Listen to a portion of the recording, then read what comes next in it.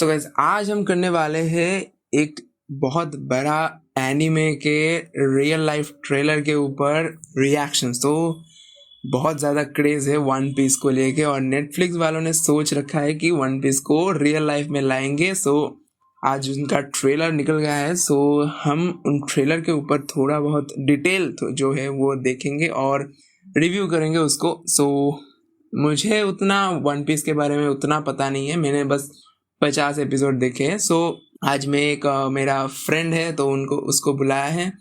उसका नाम है सोनतू और उसका मतलब पूरा जो आर्क है मतलब एकदम वन पीस ख़त्म है, उसको पूरा डिटेल नॉलेज है। तो उनसे थोड़ा नॉलेज लेंगे उससे और फिर हम रिव्यू करेंगे। तो हमसे थोड़ा बातचीत कर लिए है और अभी रिव्यू का बारी है। सो हम आपको शेयर करने वाले हैं पूरा रिव्यू। सो जैसे कि हम लोगों को पता है कि नेटफ्लिक्स वालों ने सोच रखा है कि हमारा जो वन पीस है उसको लाइव रिएक्शन में लाएंगे। सो यहाँ पे पहला जो चीज़ है वो है ये जो सीजन 1 बनने वाला है ये वन पीस का। तो ये वन पीस का सीजन 1 60 एपिसोड्स ऑफ एनीमे से उठाया गया है और उनको कन्वर्ट करके 10 एपिसोड में लाया गया है। मतलब 10 एपिसोड है हमारा रियल लाइफ एक्शन में, जहाँ वो 60 एपिसोड को कवर करने वाले हैं एनीमे से। सो ये बहुत ज़्यादा चैलेंजिंग काम है, बट फिर भी यह नेटफ्लिक्स ने सोच लिया है कि तम करना है भाई। तो 60 एपिसोड को लेके हमारा 10 एपिसोड है। तो ये पहला जो 10 एपिसोड में हम देखने वाले हैं ईस्ट ब्लू आर्क को, जहाँ पे क्या होता है कि बेसिकली जो क्रू है हमारा मंकी डी लफी का क्रू जो है, तो वो बेसिकली ज्वाइन होता है, क्रू मेंबर्स को लाते हैं और मतलब एक टीम हो जाता है रेडी। तो ये पूरा इस आर्क का एक मेन चीज़ है कि यहाँ पे क्रू मेंबर्स को सब इकट्ठा करना है और क्रू बनाना है बस। अगर हम फर्स्ट सीन से अब इसका रिव्यू करना शुरू करें तो फर्स्ट सीन में हमें देखने को मिलता है गोल्ड डी रॉजर को।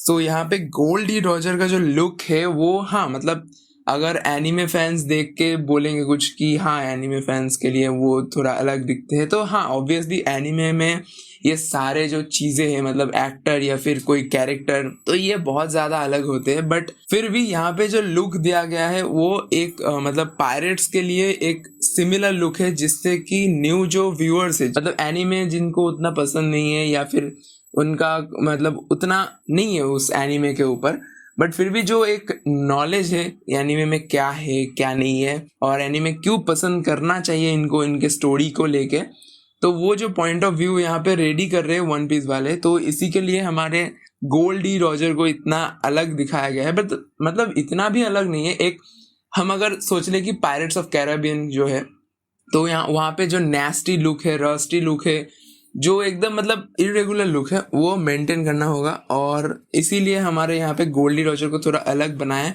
बाकी अगर एनीमे में देखा जाए तो उनका फेस बहुत ज़्यादा मतलब खुला हुआ है और छाती जो है वो बहुत ज़्यादा बड़ा है, तो वो सब नहीं हो सकता यहाँ पे। मतलब हो सकता है अगर CGI सब जगह पे लगाया जाए, बट फिर भी मतलब इतना तो रियलिज्म रखना चाहिए क्योंकि ये लाइव है। लाइव का मतलब है ये सब कुछ अलग होना चाहिए। बट यहाँ पे गोल्डी रॉजर का जो स्माइल है, मॉस्टैच है, ये बहुत ही अच्छा एडेप्टेशन है फ्रॉम एनीमे, तो ये एक प्लस पॉइंट है। और यहाँ पे हम अगर सेकेंड सीन के बात करें तो यहाँ पे हमें सेकेंड सीन में देखने को मिल रहा है बारातिया का सेट, जो कि एकदम सी के पास में एक रेस्टोरेंट का है, एक बार का है। तो उस जगह का एक लुक दिख रहा है जहाँ पे लफी हमारे सामने बैठे हैं, मंकी डी लफी। और ये जो सेट है वो एक स्पेशल मतलब रेस्टोरेंट है जो सी के एकदम पास ही है। और यहाँ पे क्रू मेंबर्स जो है बहुत सारे पायरेट्स जो है यहाँ पे आते हैं हर रोज। तो यहाँ पे ये जो सेट है बहुत ज़्यादा बढ़िया है, मतलब ऑसम है एकदम। और सामने तो लफी हमारा ऑसम है ही। और यहाँ पे गोल्डी रॉजर का जो स्माइल है वो ये जो एडाप्टेशन है मतलब वो हंसना, तो वो एकदम हूबहू एडाप्टेशन है जो एनीमे में भी है। तो ये सब चीज़ें बहुत ज़रूरी होता है क्योंकि अगर तुम एनीमे ही दिखा रहे हो तो एनीमे तो लोग ही देख सकते थे, बट ये रियल है क्योंकि जो अलग ऑडियंस है उनको अट्रैक्ट करना है। तो उनको अट्रैक्ट करने के लिए ये बहुत बड़ा अपॉर्चुनिटी है और इस अपॉर्चुनिटी का फुल फ़ायदा उठा रहे हैं वन पीस के जो क्रिएटर्स हैं और ये लाइव रिएक्शन के क्रिएटर्स हैं और नेटफ्लिक्स तो है ही। और इसी के साथ अगर हम थर्ड सीन में आते हैं तो हमें देखने को मिलता है कि सारे मेंबर्स ऑफ क्रू, तो यहाँ पे कौन कौन है। फर्स्ट में ही है जोरो, जो हमारा एक सोर्ड्समैन है, जो 3 तलवारें चलाते हैं, और मतलब सोर्ड्समैन के नाम पे वो बहुत ही ज्यादा ऑसम है, और मतलब क्या ही बोले, अब उनको तुम देख लोगे तो क्या ही बोलोगे। और उसके बाद हमारा लफी तो है ही, जो कैप्टन है हमारा शिप का। और इसके बाद है नामी। नामी बेसिकली एक मतलब हमारा हीरोइन है, बोल सकते हैं कि वन पीस का हीरोइन। सो उसके बाद आता है उसब, एक बच्चा है तो उसब है। और उसके बाद आता है हमारा सांजी, एकदम सूट बूट पे हमेशा सज धज के एकदम रेडी। और ओफ भाई, सांजी का कैरेक्टर जो है बहुत ही ज्यादा औसम है। और उसके बाद आता है जो नेक्स्ट सीन में एक गार्ब का लुक आता है। तो यहाँ पे गार्ब का जो लुक है वो थोड़ा इधर उधर है वन पीस वालों के लिए, क्योंकि उनका भी थोड़ा एक ऐसा है कि जो टॉर्सो है वो थोड़ा छोटा हो गया है, बट वो ज्यादा चौड़ा होना था। ऐसा बहुत सारा एडेप्टेशन है जो नहीं कर सकते लाइव रिएक्शन में, मतलब सीजीआई के बगैर। तो ये बहुत ज़्यादा इम्पोर्टेंट है।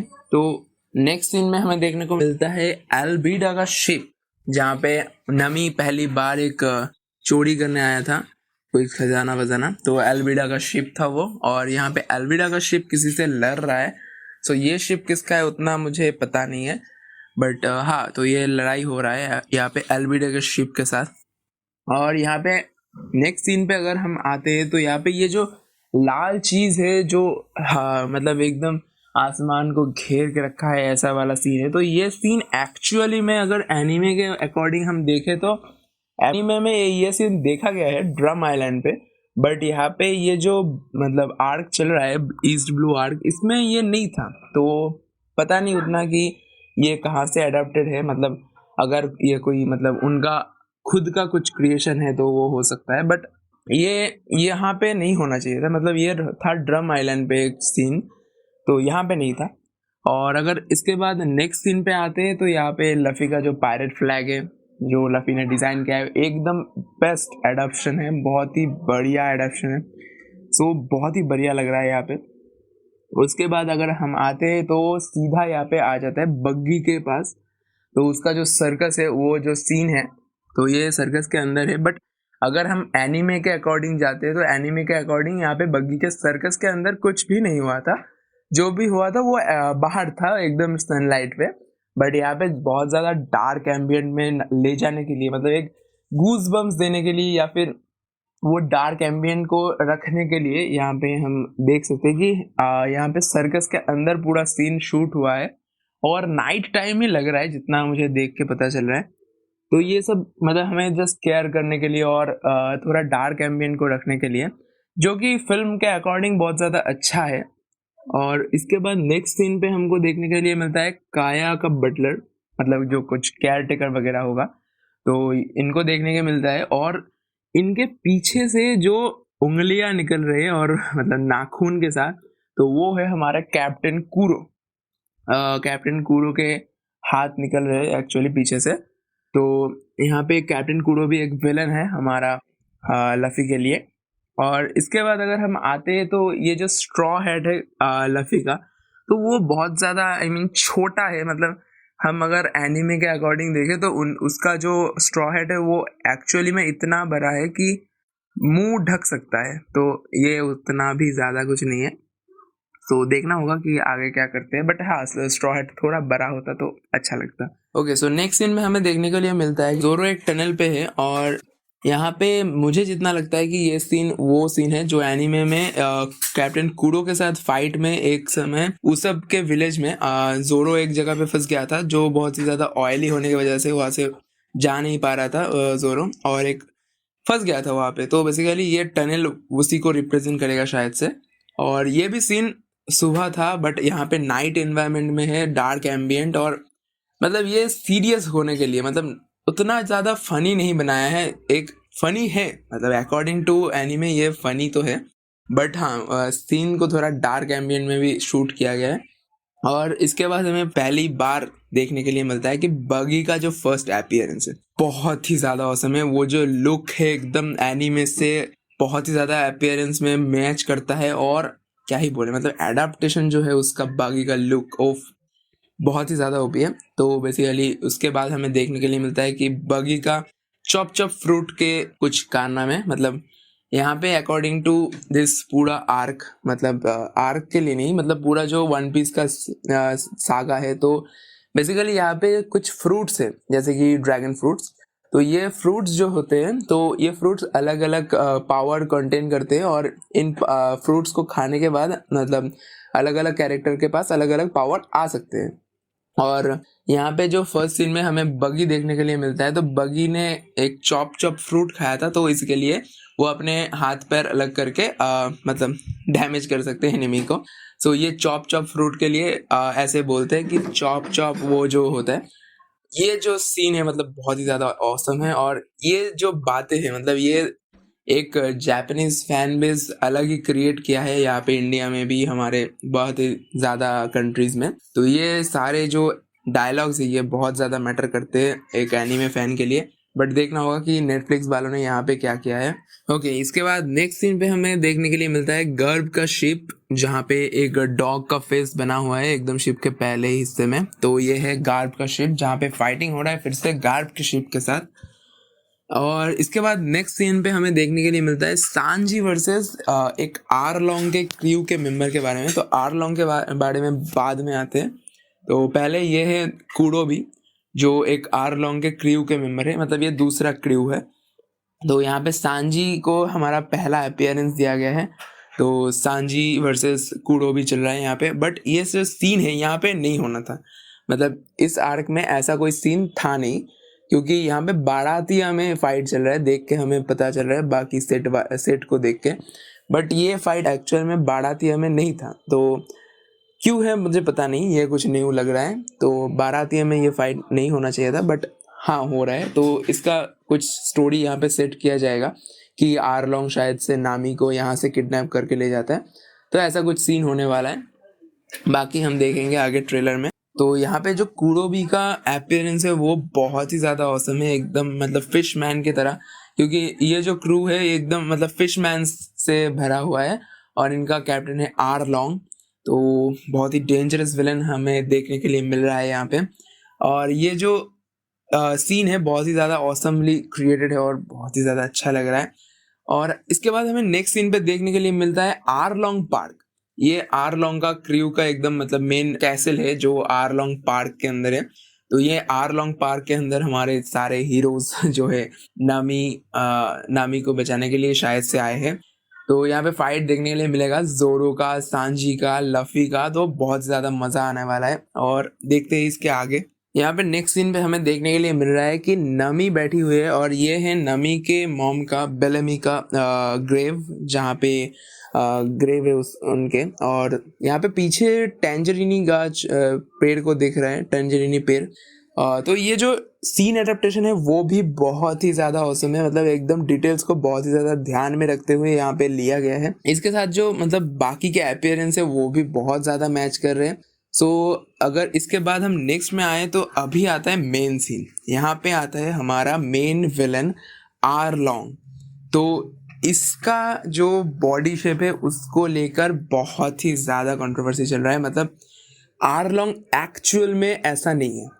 आरलोंग का जो हाइट है, मतलब एक्चुअल में ना क्या है, वन पीस सागा में जितने भी विलन्स हैं तो उनका जो हाइट्स है, उनका जो मतलब स्ट्रॉन्ग पर्सनालिटी, उसके साथ जो बॉडी है वो बहुत ही ज़्यादा अलग है। मतलब सामने अगर कोई खड़ा हो ना तो बंदे की फट जाए, ऐसी वाला जो बॉडी है वो है सब विलन के पास। तो यहाँ पे आरलोंग का जो कैरेक्टर यहाँ पे बनाया गया है वो बहुत ही ज़्यादा सिंपल है, हाइट बहुत ही ज़्यादा शॉर्ट है। तो ये मतलब अकॉर्डिंग टू हमारे एनीमे आरलोंग एक बहुत ही मतलब हाइटफुल कैरेक्टर है और बहुत ही ज़्यादा तगड़ा कैरेक्टर है। और जो छाती है वो तो ऑब्वियसली बहुत ज़्यादा बड़ा है। मतलब इसका जो एक जैकेट यहाँ पे पहना दिया है वो जैकेट वैकेट कुछ नहीं था। अगर आरलोंग सामने खड़ा होता है तो उसका जो चेस्ट है वो देखता है पूरा, और बाईं तरफ एक क्रू का लोगो भी होता है। तो यहाँ पे वो सब कुछ नहीं है। तो ये एडाप्टेशन मुझे समझ नहीं आया, क्योंकि इतना बढ़िया बढ़िया एडाप्टेशन देखने के बाद ये आरलोंग थोड़ा डिसअपॉइंट करता है कहीं ना कहीं वन पीस के जो फैन बेस है। तो इसके साथ ही अगर हम सीन में आगे चलते हैं तो वहाँ पे भी दिखेगा कि आरलोंग का जो नोज़ है, जहाँ पे नीचे से ह्यूमन नोज़ भी दिख रहा है, जो कि होना नहीं चाहिए था, क्योंकि आरलोंग का नोज बहुत ही ज़्यादा स्टिफ है और पावर है फुल, जो कि मतलब एक सीन में ऐसा भी दिखाया जाता है कि लफ़ी को वो सिर्फ नाक से ही मतलब उठा दिया था ना, लफ़ी ने जब नाक पकड़ा था तो उसका नाक बहुत ही ज़्यादा स्ट्रॉन्ग है, बट यहाँ पे कुछ एडाप्टेशन बहुत ही ज़्यादा गलत हुआ है आरलोंग के साथ। और एक जो सीन है जहाँ पे आरलोंग वर्सेस लफ़ी एकदम आमने सामने हो, तो यहाँ पे दिख रहा है कि लफ़ी और आरलोंग जो है एकदम सेम हाइट के, बट ऐसा कुछ नहीं है। मतलब वन पीस के पूरे सागा में लफ़ी बहुत मतलब सारे विलन से बहुत ही ज़्यादा शॉर्ट हाइट है, और सारे विलन्स जो है हमारे सारे बहुत ही ज़्यादा वेरी वेरी हाई है हाइट में, और उनका जो शरीर भी है वो लफ़ी से बहुत ही ज़्यादा बड़ा है और एकदम तगड़ा है।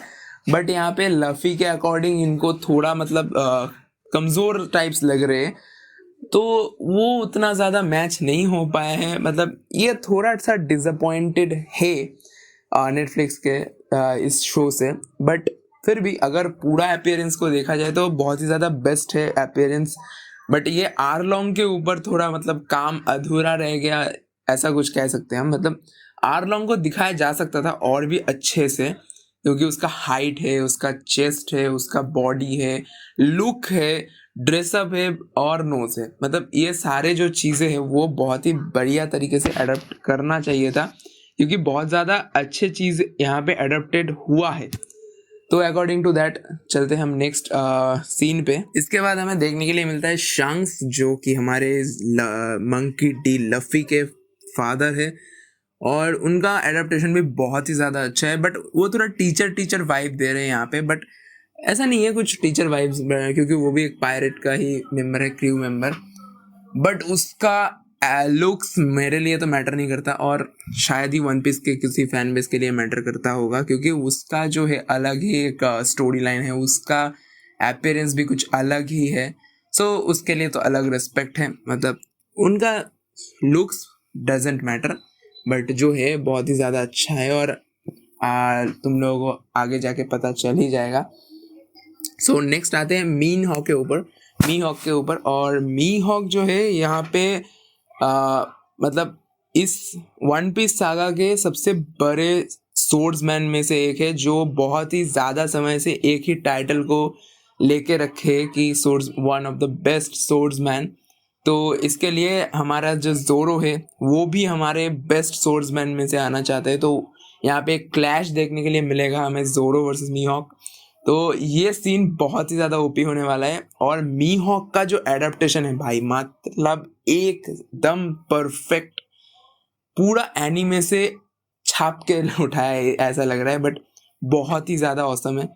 और इसके बाद हमें नेक्स्ट सीन में जो देखने को मिलता है कि गम गम गैटलिंग शॉट हमारे लफ़ी का, तो आरलोंग के साथ जो फाइट हो रहा था वहाँ पे ये गम गम गैटलिंग शॉट से ही वो ख़त्म करने वाला है। बहुत ही ज़्यादा अच्छा है ये सीन। और CGI जो है वो रबर वाला हैंड वो बहुत ही ज़्यादा अच्छा है। मतलब जो CGI वर्क्स है वो तो बहुत ही ज़्यादा ओपी है, उसके बारे में मैं कुछ नहीं कहूँगा, क्योंकि वो तुम लोगों को देखना तो चाहिए एकदम परफेक्टली। तो बहुत ही ज़्यादा ओपी बनाए हैं। और इसके बाद चलते हैं एकदम लास्ट सीन में, क्योंकि वीडियो बहुत ज़्यादा बड़ा हो रहा है। ओके, और यहाँ पे नेक्स्ट लास्ट शॉट में हमें बहुत सारे पोस्टर्स देखने के लिए मिल रहे हैं। तो यहाँ पे पोस्टर्स में कुछ हिडन डिटेल्स भी है, जैसे कि एक जगह पे देख सकते हैं कि फॉक्सी पायरेट। तो ये फॉक्सी पायरेट एक फिर से एक आर्क में है जो क्रू के साथ लड़ाई होने वाला है। और सेकंड सीन में हमें देखने के लिए मिलता है कि बेलमी, तो बेलमी भी एक क्रू का मेंबर है, मतलब एक विलन है, बहुत ही ज़्यादा क्रीपी दिखने में है। और वो दिखने वाले हैं कि स्काइपिया आर्क में। तो वो आर्क अभी आने में बहुत ज़्यादा देरी है, अगर इसको सपोर्ट मिलता है, क्योंकि इसको तो सपोर्ट मिलना चाहिए वन पीस का ये जो बन रहा है लाइव रिक्रिएशन एकदम। तो ये बहुत ही ज़्यादा औसम है। तो मैं चाहूँगा कि इसको सपोर्ट मिले, कि सारा जो आर्क है इन वन पीस का इसका, तो वो सब कुछ अगर आए तो बहुत ही ज़्यादा मज़ा आने वाला है। तो प्लीज़ सपोर्ट करो, मैं तो कहूँगा, क्योंकि मैं भी एक एनीमे फ़ैन हूँ, तो एनीमे का भी वीडियो लाऊंगा। और ये जो हिडन डिटेल्स है मैंने दिया, रिव्यू किया, तो ये सब सुन के अगर पसंद आया है आपको तो लाइक शेयर एंड सब्सक्राइब करना प्लीज़। और जाते जाते बस एक ही चीज़ कहूँगा कि यहाँ पे आरलॉन्ग को थोड़ा और एडाप्ट करना चाहिए था, बहुत ही ज़्यादा अच्छा होता। बट फिर भी जितना एडाप्टेशन है वन पीस से बहुत ही बढ़िया है। सिनेमा अगर आता है, मतलब सीरीज जो आ रहा है, बहुत ही ज़्यादा मस्त होने वाला है। देख के दिल खुश मतलब दिल खुश हो जाएगा एकदम। तो मैं ज़रूर से रिकमेंड करूँगा कि आप लोग जाओ और देखो इसे और अप्रिशिएट करो जितना हो सके, जिससे कि ये एनीमे वर्स हमारे रियल लाइफ से कनेक्ट हो सके और ऑडियंस जो है वो भी कनेक्ट हो सके। सो बस आज के लिए बस इतना ही। और इसके बाद मैं थोड़ा मतलब मेरे दोस्त को बोलने के लिए बोलूँगा, क्योंकि वो मैं सिर्फ 50 एपिसोड देख के बैठा हूँ और वो पूरा जो 1600 समथिंग कुछ नंबर है, 1066 ऐसा कुछ नंबर है, तो वो सब देख लिया है और पूरा एकदम कंप्लीटेड है मूवीज़ को लेके, बाकी सब कुछ लेके। तो एक बार उसको भी मैं चांस दूंगा बोलने के लिए। ये सीरीज़ ट्रेलर देख के जो लग रहा है बहुत अच्छा, मतलब बहुत अच्छा हुआ है। जो मतलब एनीमे में है उससे कुछ कुछ अलग है, लेकिन बहुत अच्छा है। फैंस को एक बार इसे ट्राई देना चाहिए। और मेरे हिसाब से ये और जो लाइव एक्शंस है एनीमे, और जो अलग अलग एनीमे के लाइव एक्शंस है, उससे उससे ये अच्छा होने वाला है, बहुत अच्छा होने वाला है। तो फैंस को इसको ट्राई करना चाहिए ऑब्वियसली। अगर इसको सपोर्ट मिलना भी चाहिए। मुझे लगता है भाई ये सीरीज़ अच्छा होने वाला है। अगर इसको सपोर्ट मिला तो ये मतलब फ्यूचर में बहुत ही अच्छा होगा, मतलब एक मास्टरपीस खड़ा होगा लाइव एक्शन में। एक मतलब असली असली पायरेट के सीरीज़ में, जो पायरेट एक सीरीज़ होता है, वैसा एक सीरीज़ बहुत अच्छा होगा। तो वन पीस एक बहुत ही अच्छा एनिमे सीरीज़ है। और बस गाइस, तो मिलते हैं नेक्स्ट वीडियो में, तब तक के लिए बाय बाय, सी यू।